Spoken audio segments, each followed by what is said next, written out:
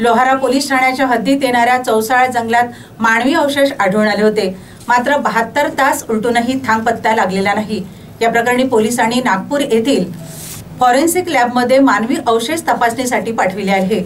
दरम्यान पोलीस या प्रकरणाचा कशा प्रकारे उलगडा करतात याकडे सर्वांचे लक्ष लागले आहे। हा मानवी सांगाडा एका महिलेला संबंधित असल्याचे समोर आले आहे। ही हत्या आहे की आत्महत्या याबाबत विविध चर्चांना उधाण आले आहे। घटनेची माहिती मिळताच एसडीपीओ दिनेश बैसाने, लोहारा पोलीस ठाण्याचे प्रभारी ठाणेदार सुनील नाईक यांच्यासह पथकाने घटनास्थळी भेट देऊन पाहणी केली।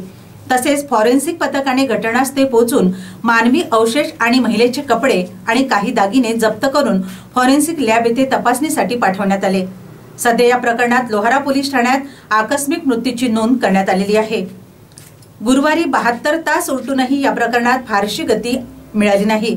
त्यामुळे मृतकाची ओळख पटवून गुन्हा उघडकीस आणण्याचे मोठे आव्हान पोलिसांपुढे उभे ठाकले आहे। तुर्तास या प्रकरणात तपास कार्य सुरू असून अवशेषाजवळ मिळालेल्या दागिन्यांची कपड्यांवरून मृताची ओळख पटविली जात असून काही दुकानदारांकडे याबाबत चौकशी करण्यात येत असल्याची माहिती लोहारा पोलीस ठाण्याचे प्रभारी ठाणेदार सुनील नाईक यांनी दिली।